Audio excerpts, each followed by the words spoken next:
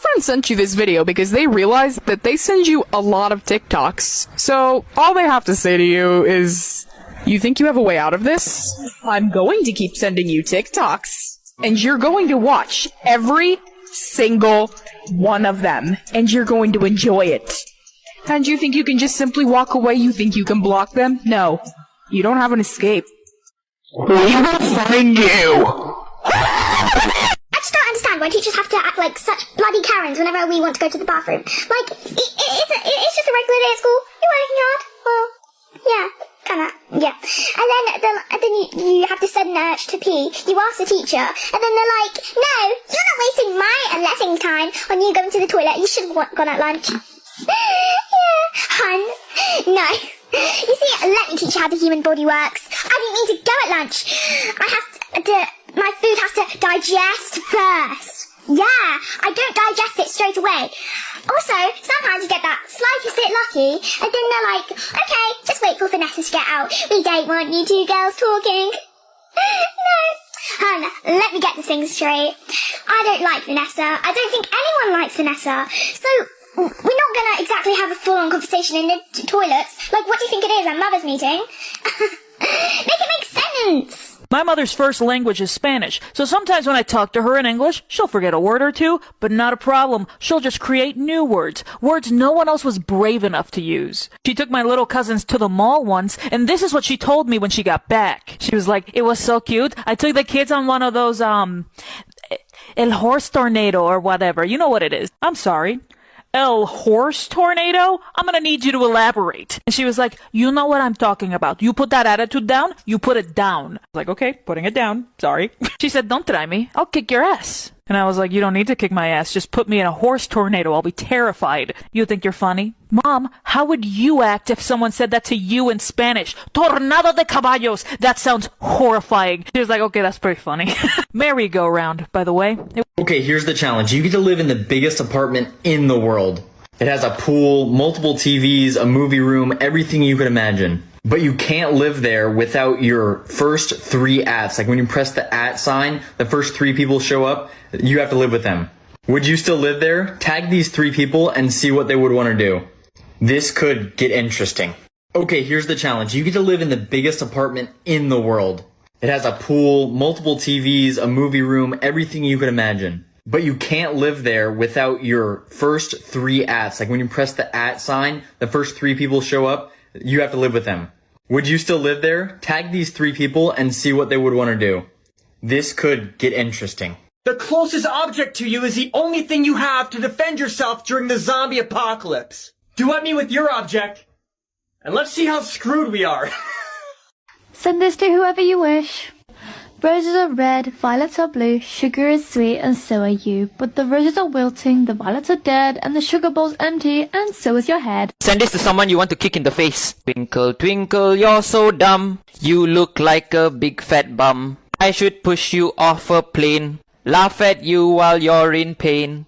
While you're falling in the sky, I'll watch as you fall and die. Please, I hate my brother. Bro, you're not even supposed to come in yet. Stop being such a Karen. I can't be a Karen. What kind of Karen likes anime? How are unicorns fake but a giraffe is real?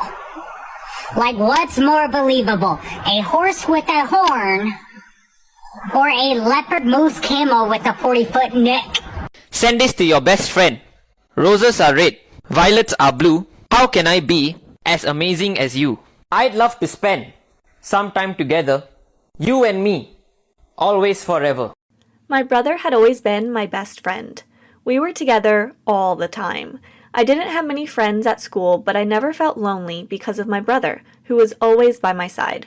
We were not rich and didn't have much, but our family was still happy.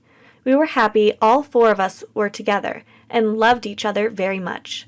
The best part of my days was the nights when my parents would return from work and we all sat on the couch and watched funny movies while eating candy. All of us laughed to tears, but my brother's laugh was the loudest. He was the most cheerful person I had ever seen. Just being with him would make your tension and worries disappear.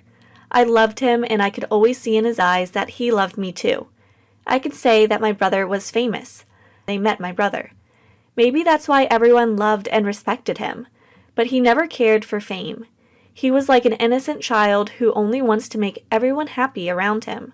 Our parents worked very hard to make sure my brother and I had everything we needed. They worked almost 12 hours a day and came home exhausted, but they always had time for us. I never felt abandoned. On the contrary, I felt loved. I was sure even the richest families were not as happy as we were. Even though our parents always had massive eye bags and looked sleep deprived, they never were strict and tried to hide their exhaustion when they were with us. "I just want to remember the old days," said my brother, and smiled at me. He was smiling, but he looked concerned, as if he wanted to hide his sadness with a smile. "Okay, let's do it after I'm finished with my assignment," I told him, and he agreed. After a few hours, we were already standing in front of the maze. The memories of our childhood days came to me, and I got excited. I wanted to remember old days too. "I'll run and you catch me," said my brother, and ran into the maze. In a second I couldn't see him anymore, but I didn't think much of it.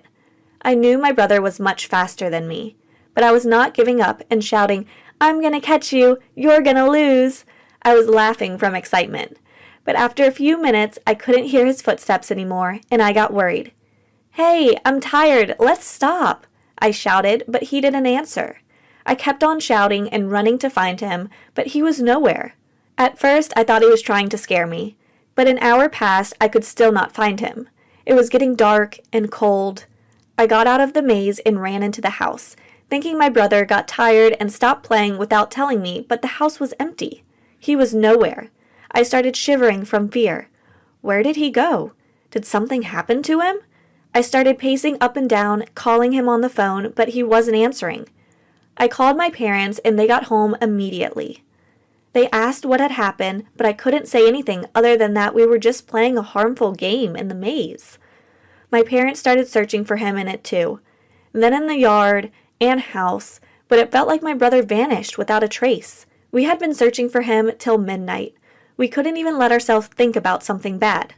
At midnight, when we decided to call the police, I got a message from my brother. "I'm okay, don't worry." That's when I realized his bag and jacket were gone. We calmed down thinking nothing had happened to him, and he just decided to leave. But where was he? Why did he leave without a word? Was he even coming back?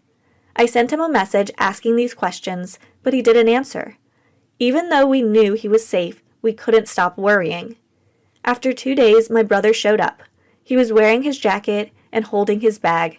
He looked absolutely fine. He looked the same as before. Mom and Dad rushed to him and hugged him, asking what had happened. My mom was crying from happiness and worry at the same time. My brother came to me, hugged me, and apologized for lying to me. He looked at my mom, who couldn't stop crying, and suddenly my brother started crying too. I was shocked. I had never seen him cry before. "What happened, honey? You can tell us," said Mom, and caressed his head. My brother was silent for a few minutes, and then said that he and his classmate were planning to rob the house of the classmate's rich uncle. He said that the uncle is very rich, and they've been planning for a month. They were going to steal the money from the safe and drive to New York to stay there for a while, or if things worked out, even live there. But when they were standing in front of the house, they couldn't do it. They spent observing the house for 2 days, but in the end, they couldn't do anything and left. My brother was crying, and it was clear he regretted his behavior. We were shocked by hearing this, but then understood him. He was just a teenager influenced by his classmates. The most important thing was he didn't do it. My brother was a good kid, and the goodness overweighed the lust for adventure. We didn't yell at him. He already felt really bad. Our parents scolded him and made him promise not to do something like this ever again. As time passes and we grow up, he realized what he had done and how wrong it was. He has been keeping his promise for years. Hey everyone, my name is Emmy. I have a 6-year-old brother named Malachi, who recently got himself in an awkward situation. See, our mom, Heidi, just recently got herself a smartphone and has been exploring all the wonderful corners of the internet that she's been missing. One day recently, she came across a popular kids' YouTube channel, Ryan's World, about a kid named Ryan who reviews toys. This gave my mom the amazing idea of creating a YouTube channel of our own featuring Malachi. While Malachi started off pretty enthusiastic about the idea, considering the fact that he'd been showered with new toys, his excitement quickly faded due to the demands of the job. 6-year-olds aren't meant to read scripts and shoot countless videos. They're meant to go to school, play outside, and take naps. Mom suggested that we keep making videos though, insisting that it would pay off. Malachi's video started out pretty small, with pretty much 0 subscribers and 0 views, other than our immediate family. Once our parents found out about the channel though, it grew just enough to have a small fan base and to make us a little money. Once the first YouTube check came in the mail, Mom was all in with the YouTube business, running to multiple stores in the hopes of picking up the hottest new toy for Malachi to review on his channel. Despite the channel revolving around Malachi and his opinions on the toys, it quickly became a stressful series of photo shoots, training to read sponsored messages, and doing takes over and over to convey certain emotions just right. Malachi was very obviously growing increasingly frustrated with this routine, as playtime started to feel more and more like a chore. One night after Mom finished shooting one of the videos and uploading it to YouTube, I came into her room to confront her about our situation. Don't you think Malachi is a little young to be going to school and coming home to a full-time job?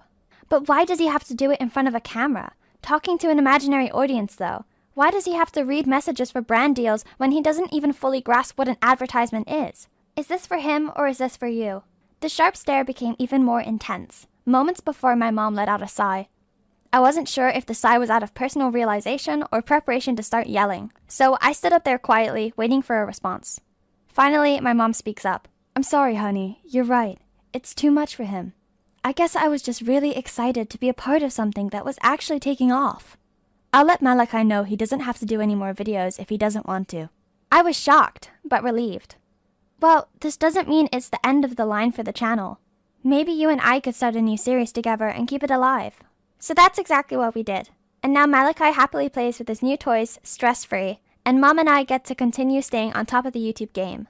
I'm glad I confronted my mom with something I felt was wrong, because in the end, she was understanding and expressed her reasoning behind our choices. Sometimes we just have to remember that our parents are people too, just like us. That was my story. I hope you guys enjoy. If you think it's good, give it a thumbs up and share with your friends. Stay safe and goodbye. Safe and goodbye.